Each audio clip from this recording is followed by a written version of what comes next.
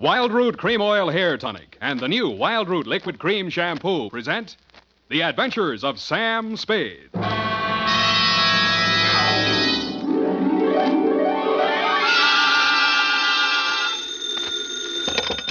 Spade Detective Agency. Me, sweetheart. Oh, Sam.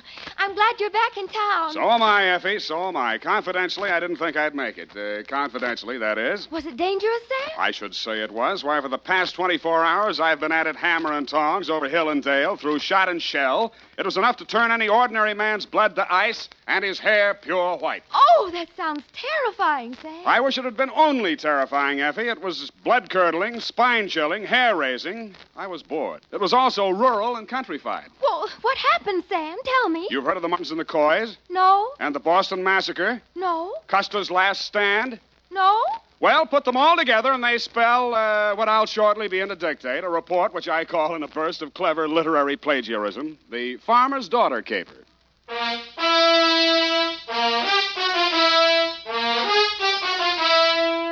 The Adventures of Sam Spade, Detective, starring Howard Duff. Produced, edited, and directed by William Spier.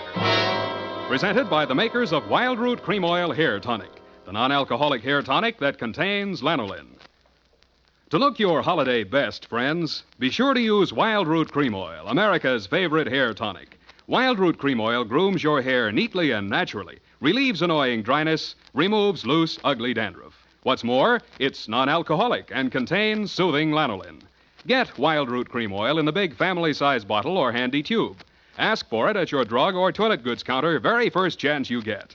For the holiday and all year round, use Wild Root Cream Oil Hair Tonic. Again and again, the choice of men and women and children, too.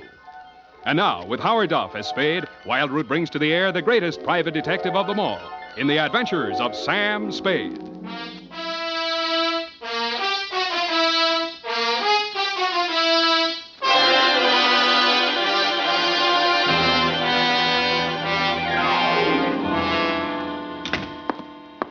Effie, I'm right here, Sam. pull up all the shades. All right, Sam. Now, turn on every light in the place. But it's daylight. Do what I say. All right, Sam. Now, check the closets. But what for? For snipers. What do you think? All right, Sam. Nobody here. Okay. I guess it's safe to come all the way in. Oh. What's this all about, Sam? I don't understand. Effie, it's just that I don't ever want to be caught in the dark again, especially when people are shooting at me. I want to see every nook and cranny of every square foot of land that surrounds me. Sam, who was shooting at you? Where? They were shooting from the left, from the right, from up above, down below, everywhere. Death was winging in on every breeze that blew, and they all blew my way. Oh, Sam, now stop this. I'm just dying of curiosity. When my time comes, I hope that's all I ever die of. Ready? Yeah. Date this week to Mr. Elliot Parson, Parson Drive Yourself Garage, 1618 St. Charles Street, San Francisco, 13, California. From Samuel Spade, license number 137596. Subject, the farmer's daughter caper. Dear Mr. Parson, I fear you have an explanation coming, one that you can pass along to your insurance company as to why the car I rented from you last week appeared as late as it did and in the condition it did. As you know, I rented said vehicle to drive to Middletown to bail a client out of the drunk tank. On the way back, a native showed me a shortcut, and I'll get him if it's the last thing I do. Dusk was falling, and so were my eyelids, when I saw a sign that said tourists invited. Behind it stood a ramshackle farmhouse in a surly woodland setting. I should never have knocked on that farmhouse door, but then I wouldn't have had any story to tell, would I? Good evening, young man. Good evening, madam. I'm afraid I need a room for the night. Well, of course you do. Land sakes, you're tired. I can tell by your eyes. Been on the road long? Too long. Land sakes, of course you have. Come in, please. Thank you, ma'am. You'll find this is the homiest tourist home in California. Really like mothers, eh? Like your grandmother's. No electricity, no phones, just quiet. I see. Now, I have two rooms, a $3 one and a $5 one. Which one do you think you'd like? What's the difference? One less blanket, one squeaky spring, and with the $3 one, you might have to take a walk. I'll take the $5 one, thank you. I'm Mrs. Elkins. Mrs. Bert Elkins. Who might you be? Sam Spade. Spade? Land sakes, that's a very unusual name. And who are you traveling with, Mr. Spade? I'm alone. Oh, I mean what company? We only accept traveling salesmen. You realize that. Oh, yes. Well, I'm traveling for the makers of Mouton mustache wax. Oh, use it all the time. You are well-groomed, madam. You will go far, young man. Yeah, but before that, I'd like to go to bed. Well, come on. This way.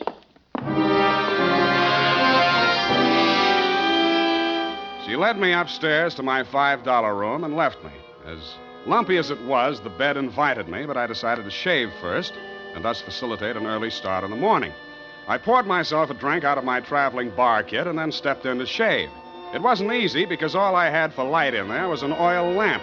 When I came back to the bedroom with the lamp in one hand, I stopped short in utter surprise. I'd heard about these things in traveling salesman stories, but I never expected to see it. She was sitting in an armchair, smoking a cigarette. High heels, silk stockings, light rayon dress, and a face right off the cover of Cosmopolitan. Hello, Sam. Hello. Mary Smith. Huh? Hope you don't mind me just barging in. Well, no. Well, no, that is, Afraid I'll bite you? It never entered my mind. Well, I might. I'm so tired of talking to myself, I need someone like you. You know, you're not bad to look at. Who, me? Where do you live? What do you do for a living? Well, I guess you'd call me independently wealthy. I wish someone would. How nice. San Francisco? There must be some fog on my lapel. Look, Sam, I'll give it to you straight. I want to get out of here, go to San Francisco. Could you take a passenger tomorrow? Well, what would your mother say? She's my aunt. What do I care what she says? I don't belong on a farm. Out in a wet pasture ruins my nylons. I'm a city girl, Philadelphia. Why did you leave? My parents died. Look, Sam, I won't be a burden to you. I just want to get to San Francisco. After that, I'm on my own. Sam, take me with you. Please take me with you. You won't regret it. What am I going to do with this lamp? Who cares? Oh, Sam. Well, I thought I'd find something like this going on in here. Aunt Maud, I Get out of here. Go back to your room, young lady. Go on. Now, Mr. Spade. it does look bad, doesn't it? Oh, I'm not blaming you, Mr. Spade. Land sakes, it's her. She ain't responsible for what she does. She's like this all the time. I see. Now, when I go out, you just lock your door. Just keep it locked. But, ma'am, this is a $5 room.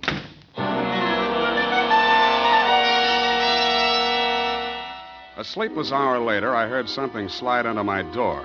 I looked and found it was a note that read, Mr. Spade, Sam, please unlock your door, and when the house is quiet, I'll come and see you. I'm desperate, terribly, terribly desperate. Don't leave me. Give me a chance to tell you what it's all about, please. Stupid me, I unlocked my door, dressed again, and waited. An hour and a half later, I heard my doorknob turning in the dark. The door opened quietly and quickly. Sam, the things that go on in this house, they're insane. Oh. I've been here 3 months. When my father died, I had no money, and because Aunt Maud was my only relative, I came here. And ever since I came, they never let me out of the house for more than an hour. They never let me see anyone or do anything. Why? I wish I knew. 5 days ago, Uncle Bert left early one morning. He hasn't come back since. Aunt Maud says he's away on business. He doesn't have any business. Yeah, well, even so, that doesn't seem strange to me. Then there's my dog. And what about it? It disappeared the same night Bert did. They told me it ran away. I know it didn't. I've had it for 3 years. It never ran away. Well, what do you think? Well, I was sure I could hear it howling somewhere for 2 or 3 nights. Then the howling stopped. I think I know where it is, but I don't know why. It scares me. Well, where do you think it is? Sam, you're going to think I'm crazy right out of my mind, but, well, about 150 yards behind the house, there's a hillside with an old cave in it. Oh, an old cave. I don't know what it's used for, but yesterday I saw the whole front end of it closed with dirt. Sam, they buried that dog alive in that cave. I know it. Oh, wait a minute now. Did you ask Mrs. Elkins? Yes. All she said was the dog ran away and mind your own business. She told me to leave the cave alone. Sam, let's go out there and look. Please. Well,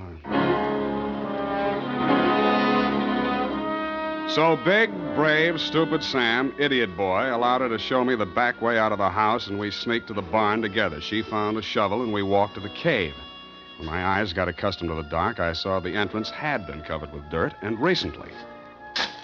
I took the shovel while she stood watching. I cleared half of the dirt away and worked as quietly as I could, but apparently not quietly enough. A flashlight suddenly hit both of us in the face, and a shotgun barrel flashed in the beam. Get away from there before I shoot your head off. Point that thing someplace else, please, ma'am. Just what do you think you're doing, mister?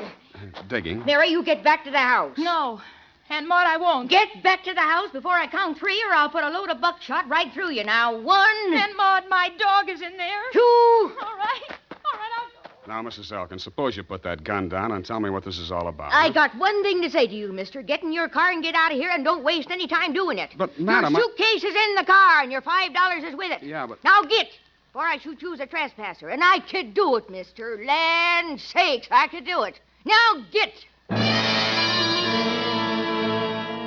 So I got, under guard, to my car. I got in and drove off. And was in the driveway with the shotgun still pointed at me until I was out of sight. I turned left at the first crossroad, parked the car, and cut through the woods back to the farm. I could see a light in the living room. Nobody was in or near the barn. And when I got to the cave, there wasn't a sound anywhere. I picked up the shovel I dropped and started digging again. 30 minutes later, the shovel broke a small hole through into that cave, and a stifling blast of fetid air rushed out, and something leaped out at me in the dark. And it wasn't the dog. It was a human hand on a human arm.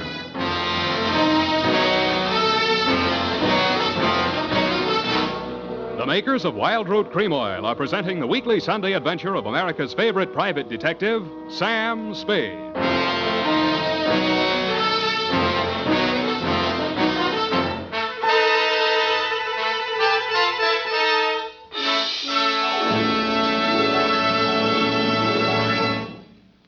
Now, here's important news on good grooming. If you want the well-groomed look that helps you get ahead, socially and on the job, listen.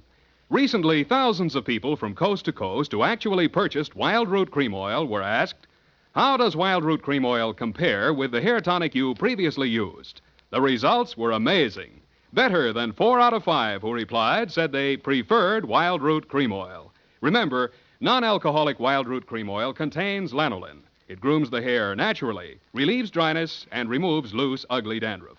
So if you want your hair to be more attractive than ever before, get the new 25-cent Get-Acquainted bottle of Wild Root Cream Oil, America's leading hair tonic, on sale at all drug and toilet goods counters. It's also available in larger economy bottles and the handy new tube. By the way, smart girls use Wild Root Cream Oil, too, and mothers say it's grand for training children's hair. Get Wild Root Cream Oil. Again and again, the choice of men and women and children, too.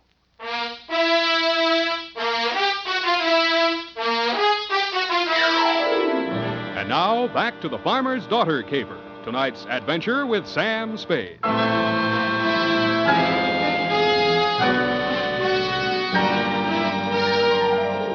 a night already full of surprises, I should have been ready for the next one, but I wasn't. The loose earth, which had blocked the entrance to the cave, suddenly fell away, and I fell with it. Then I heard something like nothing on earth. Nails dragged across my face, taking skin and flesh with them. I twisted and went down, and something went down with me. The snarl became a voice. Bury me alive! Bury me alive! I'll kill you! I'll kill you! And he did his best, which was pretty good. Finally, I got a good hold on him and sat on his chest. After that, I lit a match and looked at a tall, thin man in his middle 40s. He was caked with mud from head to foot. His hands were impossibly torn and bleeding. I could guess why.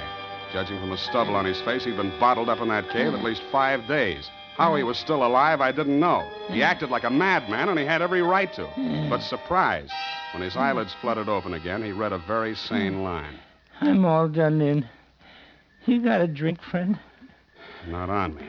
They hit me on the head and left me there. They thought I'd stay in there forever. Forever. Who put you there? Who did it? But they couldn't keep me there. I dug my way out, didn't I? Didn't I? I dug my way out. Didn't I? The force of the bullets knocked them halfway back down the incline to the cave. All I could do was hit the dirt. Finally, when it seemed safe, I broke cover and ran smack into somebody carrying 2 bags. Oh, no, please. Let's have a look at you. Sam, it's me. Sam, I knew you wouldn't go away without me. I knew it. I couldn't stay in that awful house any longer. None of that now. Who was that shooting at? I don't know. Where's your aunt? In the house, I suppose. I slipped out the back way. Any visitors tonight? No. What is it? What is it? I think I found your Uncle Bert. Come on. I led her back to the cave entrance and showed her the body of the man I'd dragged out. I watched her face a long time as she looked at him very carefully. It's not Uncle Bert, Sam. Really? No. It's Mr. Linden, a jewelry salesman. Came to the place a few nights ago. 5 nights ago? Yes, come to think of it. The same night your uncle disappeared. Tell me, did you ask Mr. Linden to take you back to San Francisco the same way you asked me? I... Did you? Yes. He said he would. He got up early and left without me. You didn't get far. What kind of car was he driving? I don't know. I don't remember. Do you drive a car? Yes, but Here. Mine's down the road about 500 yards. Go to the nearest phone and call the highway patrol, a sheriff, anybody who represents law. Got that? Yes, I know exactly what to do. To make sure we were both thinking of the same thing to do, I followed her in the dark, watched her get into the car I rented from you, and drive off. Then I turned around, put a new clip in my gun, and walked back to the old homestead. It was still very homey. By the light of an oil lamp, Mrs. Elkins was peacefully knitting what looked like a shroud. Why, Mr. Spade? Why, Mrs. Elkins? Land sakes. Land sakes. Now that we got that out of the way, let's get down to business. If you're here to make trouble, young man, believe me, I can handle trouble. My kind of stock know about trouble. Well, suppose you tell me about the trouble I just had, or haven't you heard all the shots that were fired around here tonight? Shots? My. Seems I would have heard gunshots. Seems you would. Look, I've got a sheriff on the way. Have you, Mr. Spade? Why? I suppose you didn't hear the shooting. Oh, yes, I'd forgotten. Was anyone hurt? A man named Linden. He's dead. Linden. Now, that sounds familiar. It should. He stayed here 5 nights ago. He was a jewelry salesman. Yes, now I remember. You say he's dead? Somebody tried to bury him alive in your little cave. How awful. I do declare. I thought you would. Well? You must be joshing, Mr. Spade. I'm not joshing at all, Mrs. Elkins. Well. Buried alive, you say? Look, let's talk just like plain folks. Where's your husband? Where's the jewelry samples you probably stole from Linden? Is there anything else you want to say? Gunshots, eh? Well. I left the sweet old thing knitting and rocking and made my way through the house looking for guns, jewelry, and killers. I got downstairs in time to see Mrs. Elkins disappear out the front door. When I tried to follow, I stumbled over the rocking chair, which was indeed a lucky thing for me. After a few minutes of silence, bravely crawling on my stomach, I followed the shadows of the house until they blended into the shadows of a large, hulking building, which happened to be the barn. Inside, I bumped my head on the radiator of a car. Naturally, I didn't find any keys in it, but I did find a familiar jewelry salesman-type mud-soaked corpse. I was trying to remember how to cross ignition wires. I heard the hum of a motor and saw 2 headlight beams swinging up the driveway. They lasted as long as any other lights. The car came to a lurching stop, and a thick-set figure in a Stetson hat stumbled towards me, tugging at a gun. That burned gall-blame cuss thing, Undo the flap. Oh, thanks. Huh? Put your hands up, whoever you are. You be the sheriff? You're dead blame right on the sheriff. You're dead blame right on the sheriff. Who are you? What's the idea of shooting the lights out my car? My car. Oh, you Slade? Spade. Well, I'm Homer Pickett, sheriff of this county. Homer? The girl come, woke me up, said all sorts of funny things going on around here. Said there'd been a murder. Now, who's killed? What's going on, Stan? Sam. Well, for one thing, somebody's been trying all sorts of ammunition on me for size. You don't say. I do say, Mr. Sheriff. Why? Because I found a man in a cave who'd been left there to die. Want to look at the corpse? You can look at him right here. He's sitting in this car. So, yeah. How'd he get here? Somebody moved him here. Shouldn't have moved a corpse till the police examine it. I didn't move it. Huh? Now, listen closely. Listening? Huh? I found the man. He was still alive. Then somebody shot him. Shouldn't have moved him. Then they tried to kill me because I found him. When they didn't kill me, they decided to hide his body. Illegal. They probably intended to drive away and dispose of it so there'd be no evidence when an efficient, smart, alert, courageous police officer like yourself came around to ask questions. That sounds reasonable. Who's behind all this? Well, Mrs. Elkins threatened me once and tried to kill me once. More! land say. Well, that's her, yes. I want to talk to her. Where's she? Roaming the countryside with a gun, no doubt. Well, we'll have to clear all this up, see what it's all about.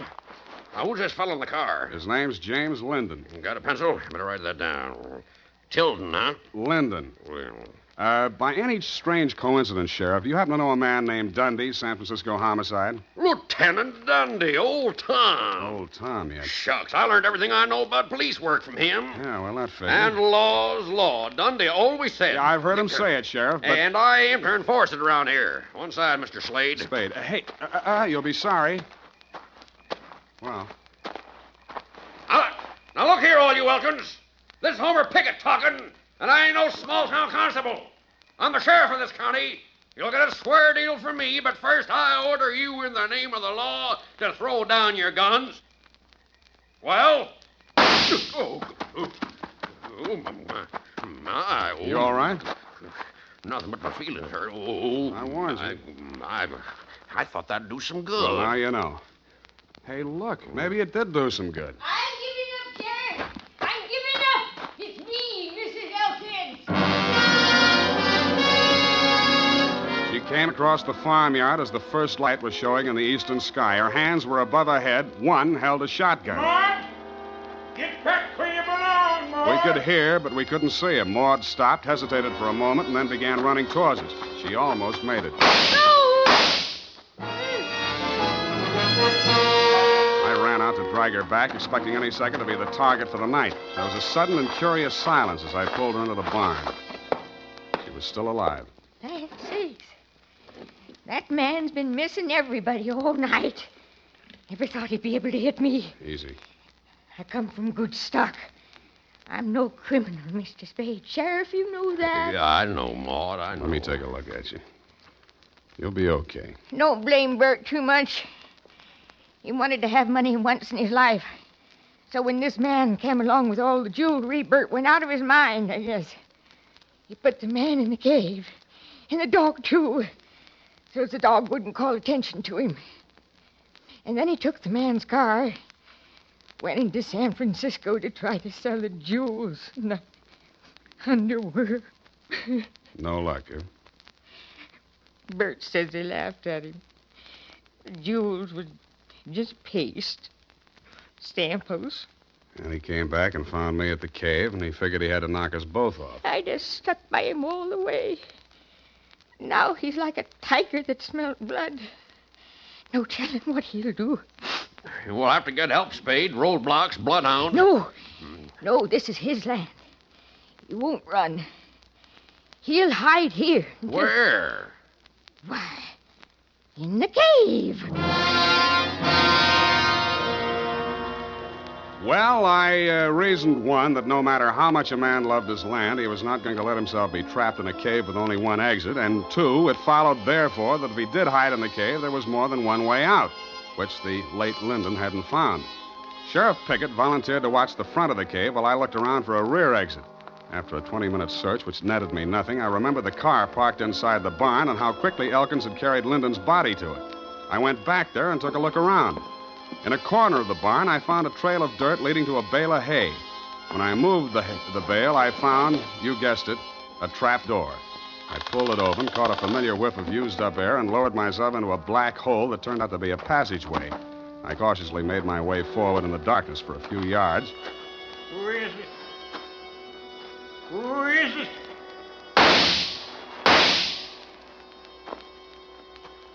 I pressed back against the dirt wall, listening to him approach. When I figured he was close enough, I threw a cloud of dirt toward him across the passageway. His gun flashed and lit up the whole place for a second, and I fired 3 times at the silhouette. I waited, then I went towards him. He was lying on his back. I kicked his gun away, and when I bent over him to feel his pulse, he suddenly came to life. Something crashed against the side of my head, and everything became darker than the inside of a cave. The next thing I knew, I was looking at a pair of red-rimmed eyes. Several minutes had gone by. Thought you was a goner for sure. You ain't used to this country fighting, are you? Is this country liquor, Sheriff? Yeah. Give me. Here. Yeah, country liquor. Tell me, Sheriff, Did you by any Why, chance? sure. Of course I did. I got him, Slade.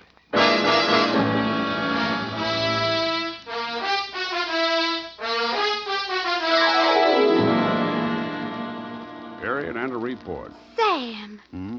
do you mean to tell me you let a little country sheriff outdo you? Well, Effie, Homer Pickett's coming up for re-election next fall, and besides, you might think I was egotistical if I told you how it really ended. But your reputation. You're the greatest private detective of them all. And so I can afford to be generous. Now, not another word. Scoot, type that up.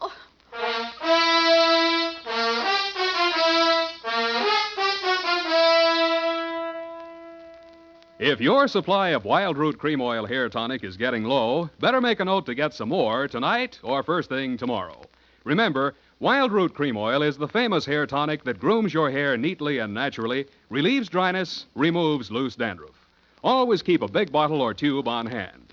And ask your barber for a professional application of Wild Root Cream Oil Hair Tonic. Again and again, the choice of men and women and children, too.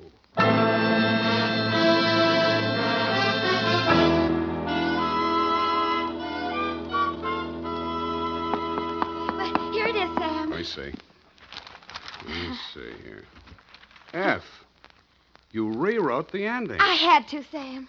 You're much too modest. And Sam Spade, with a knot of cold fury in the pit of his stomach, a vindictive fire in his eyes, stepped wearily over the loose rocks on the cave floor to do battle with the thing that loomed up in the darkness ahead. Mm-hmm. The thing's roar filled the night with terror. But Sam Spade, dauntless and knowing not fear, stepped up to the monster, laughed in its hairy face, and with one quick convulsion of his powerful shoulder muscles, dropped the thing in its tracks. I see. Well, is that the way you think it ended, Effie? Oh, Sam, I guess I was being a little foolish. I'll change it. No. No, as long as you've done it this way, we'll leave it this way. Can't waste paper. No, I'll change it, Sam. Leave it! Oh! Sam, Yeah? I copied that ending out of an old Black Mask magazine. You what? Yes, Sam. Don't be mad. Come here. Come here. I copied that out of an old whiz-bang. Oh, Sam. Good night. Good night, sweetheart.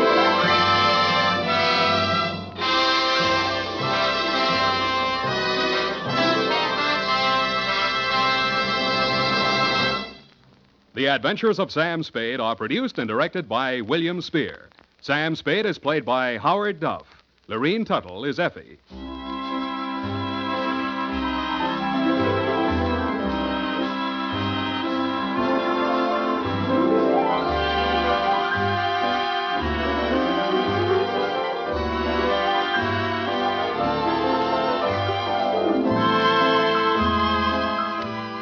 Tonight's adventure with Sam Spade was written for radio by John Michael Hayes and E. Jack Newman.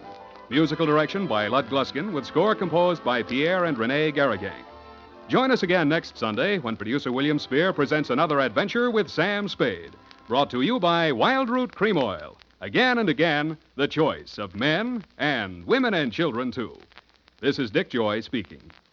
Here's an exciting new shampoo that's grand for all the family. And here's our own Squeaky to tell you about it. Look at your hair. Is it stringy and dull? Does it only cover your skull? The Wild Root Liquid Cream Shampoo is just the thing for girls like you. Gleams your hair, know what I mean, and leaves your hair squeaky clean. Squeaky clean? Squeaky clean. Wild Root Liquid Cream Shampoo.